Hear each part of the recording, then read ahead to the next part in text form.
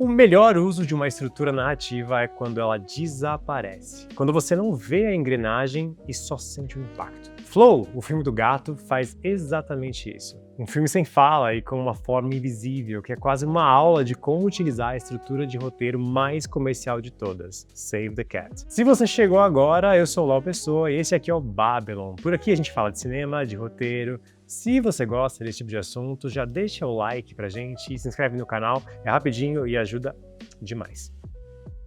O autor de Save the Cat é um roteirista de Hollywood chamado Blake Snyder. Ele era um cara pragmático, direto e com um objetivo muito claro: ensinar escritores a construir histórias que funcionam na indústria que ele trabalhava. E o seu livro, Save the Cat, é uma referência mundial não por ser complexo, mas pelo oposto, porque ele é ridiculamente simples. O nome do livro vem de uma cena clichê, o protagonista que salva um gato. Mas não precisa ser um gato literal, o Snyder tá fazendo uma brincadeira com um momento clássico de todos os filmes. Quando a gente vê o nosso protagonista fazendo alguma coisa bacana nos primeiros minutos, como salvar um gato de uma árvore, por exemplo, mas pode ser qualquer coisa. É uma forma da gente criar uma empatia por ele logo no começo da história. É tipo o Aladdin, ele começa o filme como um ladrão, roubando um pão ou algo assim, só que em vez de ele ficar com a comida, ele escolhe dar para uma criança na rua. Esse é o momento Save the Cat. Mas isso é só pra gente entender o título. O ouro do livro tá na estrutura dos 15 bits. São 15 momentos emocionais que compõem a espinha de quase todo bom roteiro comercial, da comédia romântica até um épico de ação. Muita gente torce o nariz, chama de fórmula, mas fórmula não é sinônimo de uma história ruim. Fórmula não impede que a história tenha emoção. Pelo contrário, ela pode permitir que a história nos leve para algum lugar. Pense em estrutura como um rio. Você pode nadar contra ele, com ele, parar no meio, mas a corrente está ali, sempre, invisível, mas presente, fluindo. A estrutura Save the Cat não precisa ser uma represa, ele pode ser essa corrente, e quanto melhor você entende o fluxo, o flow, mais livre você fica dentro dele. E é por isso que a gente vai analisar um filme que foge um tanto das convenções. Ele é sensível, poético, sem uma única palavra, e ainda assim, ele é absolutamente estruturado. E acima de tudo, tem um gato. Flow é uma fábula sem humanos. Um mundo alagado, pós-apocalíptico, um gato preto, solitário e uma jornada de sobrevivência e de conexão. O Blake Snyder separa as histórias em vários gêneros, como um cara com problema ou um monstro na casa. Eventualmente a gente fala sobre tudo isso. Mas no caso de Flow, esse filme é um Golden Fleece, ou Velo de Ouro. É aquele tipo de história de jornada em busca de algo precioso, tipo o Mágico de Oz ou Pequena Miss Sunshine. No caso de Flow, não é ouro, mas é de pertencimento. E mais, ele mistura com outro gênero, Buddy Love, que são histórias de relacionamento, de amizade, como Máquina Mortífera, Thelma e Louise, ou até Up, Altas Aventuras. Dá pra dizer até que Flow é um Buddy Fleece, porque essa jornada só é possível com outros, amigos improváveis, rivais temporários, aliados inseguros, todos eles fazem parte do crescimento do protagonista e da narrativa.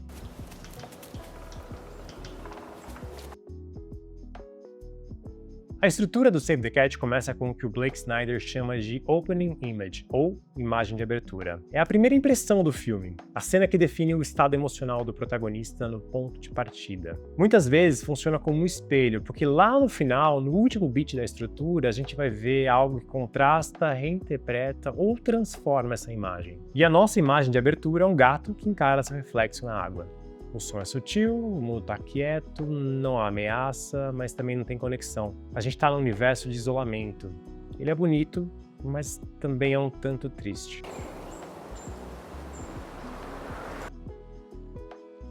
O próximo passo é o setup. A base é a organização da história. O mundo comum, o status quo. Cada autor vai chamar do seu jeito, mas esse é o momento de entender as regras do mundo e da vida do protagonista. A rotina, a lógica e as pequenas pistas de que alguma coisa está prestes de mudar. Em Flow, o gato vive sozinho entre ruínas, tem até vestígios de uma civilização desaparecida, mas o que importa é a mensagem. Nesse mundo, sobrevive-se sozinho.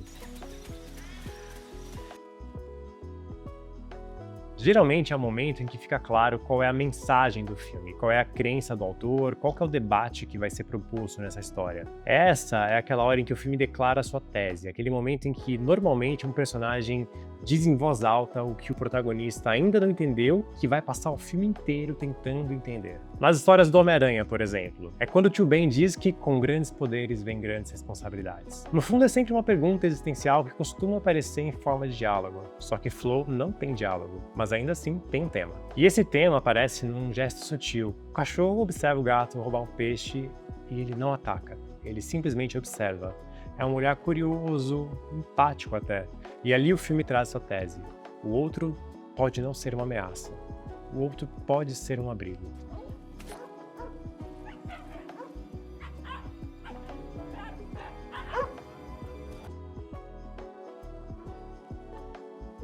A próxima etapa é o momento catalisador, é quando tudo muda. É aquela virada que tira o protagonista da zona de conforto e dá início à jornada. Às vezes é uma escolha, outras uma tragédia, mas sempre é um ponto sem volta. Em Harry Potter é quando ele recebe a carta de Hogwarts. Em O Diabo Veste Prada é quando a Anne Hathaway é contratada para trabalhar com Meryl Streep. Em Flow, o catalisador é uma força da natureza, a água. Primeiro um som.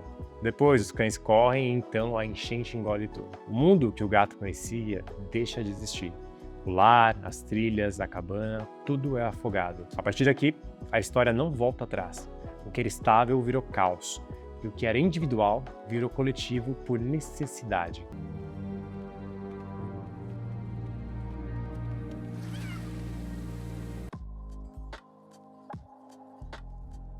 Esse é o beat mais humano da estrutura. É quando o protagonista tenta resistir. Ele pensa, será que não tem como voltar para como era antes? Esse momento aparece em quase todo filme que a gente ama. Ele existe porque nós, você e eu, no fundo, temos medo de mudança. É aquele conflito interno que todo mundo já viveu algum dia.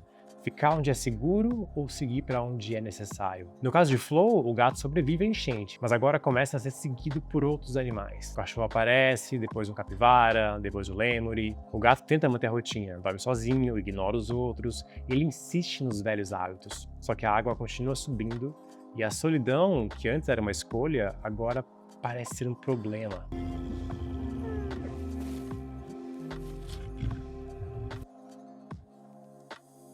A próxima virada é quando o protagonista cruza o portal. Ele entra de fato no ato 2 da história, um mundo novo onde as regras mudaram. Esse mundo pode ser literal, simbólico ou emocional. O importante é que agora não dá mais para se esconder. É quando Neo acorda no mundo real em Matrix, onde as pessoas são pilha, por exemplo. Em Flow, esse momento é silencioso, mas é decisivo. É quando o gato sobe no barco. Ele aceita dividir o espaço com a capivara. Daquele jeito dele, ele não faz alarde, é um momento sutil, mas ele aceita. E isso muda tudo. O mundo novo começa assim, com silêncio compartilhado.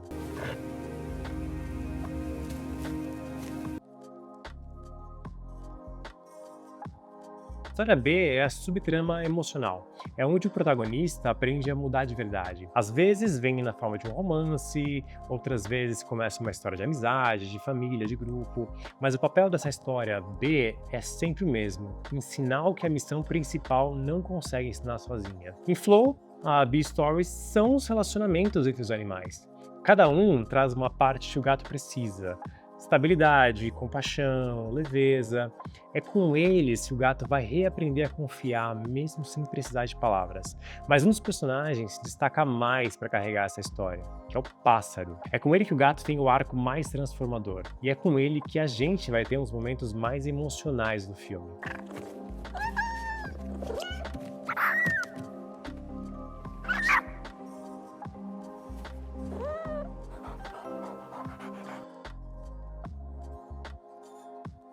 Esse é o centro do filme, é a parte que entrega o que o público veio buscar. O Blake Snyder dizia que essa é a parte onde mora o trailer. O trailer do cinema é o coração temático do projeto, mas também é onde o protagonista começa a experimentar, testar, errar, descobrir. O gato cai na água, quase se afoga, é salvo por uma baleia meio mística, o pássaro traz um peixe como presente, o grupo navega por ruínas, encontra outros animais, desafios, aventura. Mas ainda há desconfiança. Só que também há algo que ainda não existia até então: cooperação.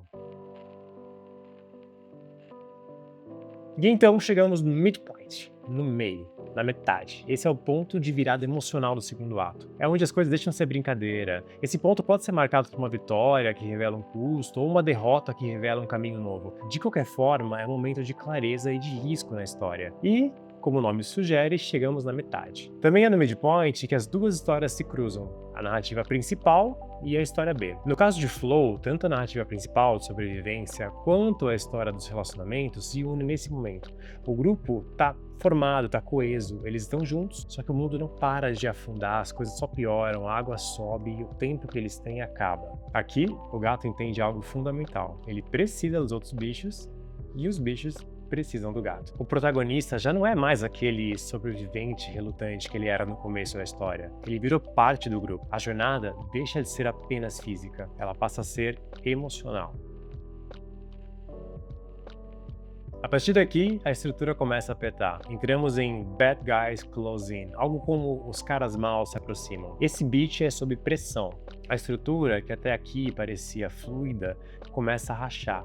Os conflitos aumentam, os recursos ficam escassos, o protagonista sente que está perdendo o controle. Neste filme, a gente não tem um vilão tradicional, não tem um Darth Vader ou um Fred Krueger. Mesmo assim, tem muita tensão. O pássaro se recusa a ajudar os cães, o Lemuri tenta tomar o controle do barco, os cães comem os peixes, o clima fica tenso entre os brothers. O grupo começa a se fragmentar. E o gato, pela primeira vez, se esforça para ser o elo. Ele pesca, oferece comida, ele nada, coisa que ele não fazia antes. Ele se transforma, mas às vezes isso não é o bastante. Esse é o ponto mais baixo de uma história, o momento em que tudo parece que já foi. O sonho colapsa, a missão falha, o protagonista é jogado no chão, às vezes literalmente, às vezes emocionalmente. O barco quebra, aquela tempestade atinge tudo, o gato cai, ele desmaia. Não tem som, não tem luz, só tem o vazio, o silêncio volta, a solidão também, só que agora como dor. E esse é o momento da reflexão profunda. O protagonista está no fundo do poço e precisa olhar para dentro. Não é mais sobre o problema externo, é sobre quem ele se tornou e tudo que ele perdeu no caminho. Nesse ponto, nosso gatinho encontra o pássaro no alto de uma escultura. Eles flutuam juntos e então o pássaro vai embora, para sempre. Essa perda é silenciosa e profunda. Pela primeira vez, o gato não sente apenas medo, ele sente falta, sente amor, sente luto. Tadinho do gato.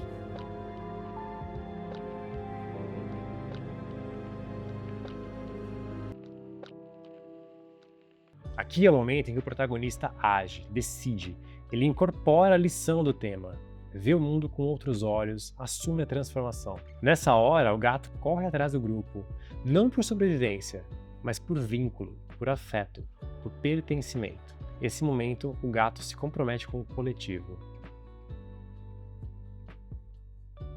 Aqui tudo se resolve, não só o problema externo, mas a verdade interna. O protagonista age como uma nova versão de si. Então o grupo se reencontra. A capivara é salva, o gato encontra aquela baleia mística morrendo, e ele escolhe ficar junto com ela, oferecendo consolo. Ele não é mais o gato que era no começo.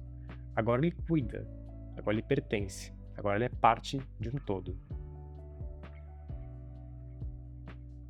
Lembra que o primeiro beat era a imagem de abertura? Pois é, agora a gente chega no último, que é a imagem de encerramento. E é um espelho pro começo, o contraste emocional que mostra que o nosso protagonista foi completamente transformado. No início, o gato via apenas a si mesmo. Agora, ele olha para a água e o reflexo traz os outros. A imagem é muito parecida, mas agora ela tem outro significado. E o nosso gato também. Se você quer escrever usando fórmula, mas tem medo de se sentir preso, pensa nos 15 bits como uma bússola, um guia. Você pode usar o beat sheet antes de escrever, para planejar, ou depois, para entender o que está faltando na sua história. Por exemplo, no início de Flow, o gato vê só a si mesmo. No fim, ele olha para a mesma água e vê seus amigos do lado. Essa é a imagem que fica, e essa é a função da estrutura, ser um espelho, te lembrar onde a história começa e como ela muda. Você pode escrever um filme experimental, autoral, silencioso, e ainda assim, colocar nele ritmo, virada, emoção, porque estrutura não é censura, é uma correnteza. E você, roteirista, é quem escolhe como vai navegar.